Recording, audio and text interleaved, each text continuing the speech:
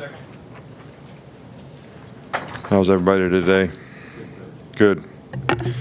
Well, I talked about this morning on the SEC conference call about the internal challenge that everybody has to be the best player that they can be. And I think the thing that we're trying to focus on is to get the players to focus on the technical aspects of what they need to do to play this game. You know, every team presents different challenges, and we're not here to judge anybody's team or talent or anything else, but, you know, technically you got to know how to play the plays, you got to know who to block, you got to know how to block their stunts, we got to know how to play the option, which we haven't played against all season long and for a long time. All right, so there's a lot of technical challenges that we need to prepare ourselves for and go out there and practice every day so we understand exactly what we have to do to play well.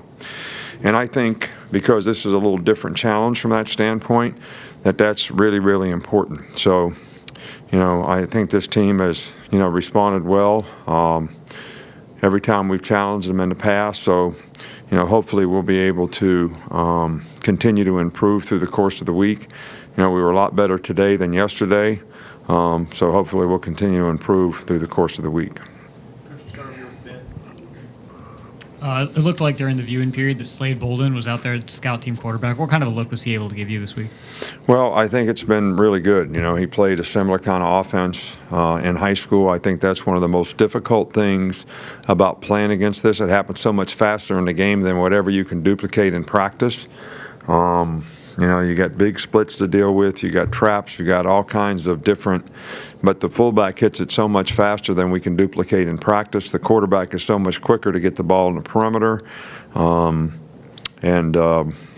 know, their guy that's played the last two games has rushed for a couple hundred yards in each game. I mean, he really used to be a running back, so the guy is really, really a challenge. And, you know, Slade's a little bit like that. So at least I think we're getting a decent picture on the perimeter.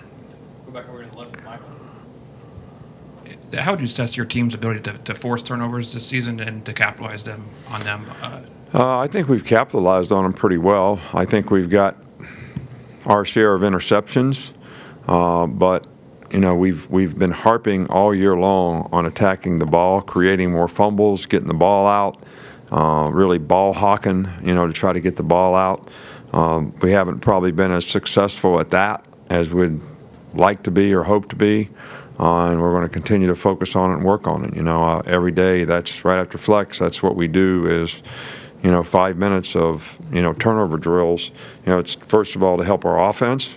But, you know, we lost the turnover battle in the last game 2-1, which is not good. And we need to get more, and we need to take care of the ball better on offense.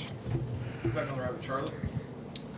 Do you have an update on Deonte Brown and how his turf toe is progressing? Yeah, well, we're giving him a few days off. He'll be day to day. But this kind of injury, I think, can really linger if you don't give a guy a chance to heal up. So we're trying to use this opportunity, and then we'll evaluate him every day. Two more. We got to start right around the left. Given your track record of success, are you surprised when fans and outsiders do question how you manage certain situations within the program? I don't really – I haven't heard anything in terms of what I'm being challenged on, but I'm sure that I am. But I would really rather not know because, you know, everybody's got the right to their opinion about whatever it is they think should or shouldn't be done. And, you know, I kind of have my opinion based on the experience through the years, and we have an opinion as a staff as to what's best to build our team and improve our team. Just like when I got asked on Monday, like, we should not play Tua in this game. Well, if we didn't play Tua in this game, we'd be sending the message to every good player that we have that they shouldn't play in the game. So eventually, why should we even play? Why don't just forfeit so nobody gets hurt, take a loss, just be done with it? Or is it an opportunity for everybody to improve and grow and, you know, challenge themselves to get better so that we go out and execute and play better as a team and build a little momentum through the week and the game? All right, so maybe we play better in the next game. So that's what I believe. And, you know, it really doesn't matter what anybody else thinks. They have every right to work like I've worked for 40-some years as a coach and get a job and have their own team. And they can make any decision that they want. I tell the assistants that all the time. You want to do it that way, get you a head job, and you can do it that way. All right, but right now, this is the way we're going to do it. So if I tell them that, so is it the fans questioning or you? That would be my question.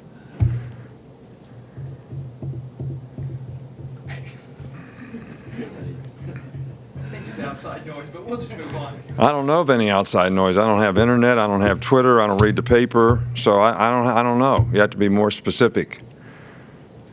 So is there something specific? I mean, I should ask you for that to start with, but I really don't care, to be honest with you. I think it's a lot of people you don't even know exist. Go ahead, Tony. All right, following that, we've seen you use the Wildcat formation the last 2 games. What do you like about that formation, and then specifically Josh Jacobs' ability to run out of it? Well, I like whatever's successful. Okay, so as long as we're successful in it, I like it. As soon as we're unsuccessful in it, I won't like it too much. Is that fair enough? And as long as Josh Jacobs does what he's supposed to do, I like what he's doing. As soon as he messes it up, then I won't like it. So I'm like, you know, not really making a commitment one way or the other.